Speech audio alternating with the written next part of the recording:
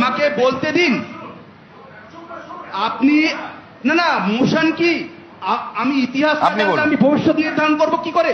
আপনারা যে কাণ্ডগুলো করে গেছেন আমি জানি না আমার চাকরিটা আছে কি নেই, আমি জানি না। তার জন্য দায়ী কে? আপনারা তো। আমি প্রশ্ন করবো না আপনাকে। আমার আগস্ট পর্যন্ত বেতন আছে, 19,000 যোগ্য শিক্ষক শিক্ষাকর্মীদের বেতন আগস্ট পর্যন্ত। তারা জানে না তাদের চাকরিটা তাদের কি অন্যায় করেছে, এমন ঘেটে দিয়ে গেছেন আপনাদের এই অপদার্থ চোর সরকার। কলকাতার মনে মনে আপনারা কি সুফল বাংলা খুলেছেন, কিন্তু বাংলার মানুষ জানতো না যে সুফল বাংলা সবজি মান্ডিতে আপনারা মেধাবী যোগ্যদের চাকরিগুলো বিক্রি করবেন অর্থের বিনিময়ে। একটা অপদার্থ চোর দুর্নীতিবাদ সরকার। আগে আপনাদেরকে দায় নিতে হবে, তারপর আমি নতুন সরকারের কাছে প্রত্যাশা দাবি করব। আপনারা কোনো কথা বলবেন না, আপনারা কোনো কথা বলবেন না। আমি অল্প বয়সে আমার বাবাকে হারিয়েছি। আমার মতো হাজার হাজার ছেলেরা সংগ্রাম করে লড়াই করে গ্রাম বাংলার বিভিন্ন প্রান্ত থেকে উঠে এসছে, শুধু শিক্ষকের মতো পেশাকে বেছে নিয়ে অন্যান্য পিএইচডি করেছে, কেমিস্ট্রিতে, ফিজিক্সে, ম্যাথমেটিক্সে।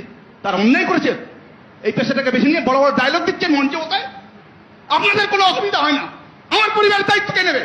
আমাদের 19,000 যোগ্যদের দায়িত্ব কে নেবে? বলবো আমি, আমাকে বলতে দিতে হবে। আপনারা বলছেন কিছু করেননি। আপনাদের দুষ্কর্মের জন্য প্রশান্ত স্যার, সুবল স্যার তারা পৃথিবীতে নেই। কেন? মারা গেছে। অনেকে ডিপ্রেশনের, আপনারা খোঁজ নিয়ে দেখুন, সাইকোলজিস্টের কাছে ভিড় লেগে গেছে, পাগল হওয়ার মতো উপক্রম। ওনাদের কাছে দাবি তো আমরা জানাবোই, কিন্তু আপনারা কেন আমাদের সঙ্গে এরকম করলেন তার কৈফিয়ত আমরা চাইবো না আপনাদের কাছে। কেন আমাকে লাঠি মেরেছিলেন? কেন পুলিশ দিয়ে আমাদের সহকর্মীদের চোখ নষ্ট করে দেওয়ার প্রচেষ্টা করেছিলেন বিকাশ ভবনের বাইরে? প্রশ্ন করবো না আপনাদেরকে? তার পাপের শাস্তি আপনারা পেয়েছেন। এবং আপনাদেরকে এর দায় নিতে হবে। সবচেয়ে বড় ক্ষতি আপনারা কি করেছেন জানেন? বাংলার গরিব বাড়ির ছেলেমেয়েরা যে শিক্ষা ব্যবস্থার উপরে নির্ভর করে সেই শিক্ষা ব্যবস্থাকে আপনারা শেষ করে দিয়েছেন। আপনারা বই দেওয়ার ব্যবস্থা করেছেন, জুতো দেওয়ার ব্যবস্থা করেছেন, সাইকেল দেওয়ার ব্যবস্থা করেছেন, কিন্তু শিক্ষক দেওয়ার ব্যবস্থা করেননি। এবং কি করেছেন? পয়সার বিনিময়ে অযোগ্যদেরকে স্কুলে পাঠানোর ব্যবস্থা করেছেন আপনারা। কোনো ছাড় হবে না আপনাদের, কোনো ছাড় হবে না আপনাদের। যে কষ্টটা আমরা প্রতি রাতে কাটছি, কত লোক, কত শিক্ষক ডিপ্রেশনের ওষুধ খাচ্ছে, পাগল হওয়ার মতো উপক্রম, তার দায় নেবেন না আপনারা? তাদেরকে আবার দ্বিতীয়বার পরীক্ষায় বসিয়েছেন। 40 বছর, 45 বছর, 50 বছরের শিক্ষক শিক্ষিকাদেরকে লজ্জা করে না আপনাদের?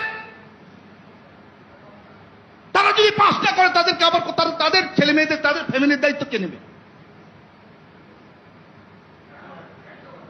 আমার চাকরি কেড়ে নিয়েছেন, আমাকে লাঠি মেরেছেন, আমার পিঠ ঘষে পুলিশের কলকাতায় পুলিশ, আপনি পুলিশ আছেন, অপদার্থ একটা নোংরা পুলিশ দলদাস। আমাকে খোঁজলে নিয়ে গেছেন, আমাদের নামে কেস দিয়েছেন, মিথ্যে ফলস কেস দিয়েছেন। আমাদেরকে আমি জানি না, আমার মেয়ে প্রশ্ন করেছে, বাবা তুমি স্কুলে যাবে না? আমি উত্তর দিতে পারিনি। আমি স্কুলে যাবো কি যাবো না, আমার স্টেটটা কি আমি জানি না, যে আমার চাকরি আছে কি নেই। এই যন্ত্রণা আপনারা বুঝবেন না। আপনারা ঘেটে দিয়েছেন, এমন অবস্থা ঠিক করে রেখে গেছেন। নতুন যে সরকার এসছে তার কাছে যে আমরা কোনো সুরাহা চাইবো সেই প্রস্তাব আমরা বুঝতে পারছি না, যে আপনাদের কাছে আমরা কি চাইব। অযোগ্যদের বাঁচানোর জন্য যোগ্যদের বলি দিয়েছেন আপনারা। আপনাদের মুখ্যমন্ত্রী নেতাজি ইন্দোরে বলেছে এবিসিডি প্ল্যান, কোথায় গেল সেই এবিসিডি প্ল্যান? নতুন সরকারের কাছে আমাদের আবেদন, যোগ্যদের সঙ্গে যে অন্যায়টা হয়েছে তাদের ওএমআর অনেক টাল বাহানার পরে আপনারা বের করেছেন। 2 বছর কোর্টের নির্দেশ ছিল 2 বছর আগেই যে ওএমআর গুলো পাবলিশ করুন। সেই ওএমআর আপনারা 9 তারিখ পাবলিশ করেছেন, মে মাসে শপথ গ্রহণের দিনই রাত্রে পাবলিশ করেছেন, সাধুবাদ জানাই। এবং মুখ্যমন্ত্রী যে উদ্যোগগুলো নিয়েছেন একজন শিক্ষক হিসেবে এবং সকল যোগ্য হারা শিক্ষকদের এবং বাংলার শিক্ষিতদের প্রতিনিধি হিসেবে আমি বলছি, সাধুবাদ জানাই মুখ্যমন্ত্রী স্বচ্ছ নিয়োগের পরিকল্পনাকে, এবং এইভাবেই হওয়া উচিত।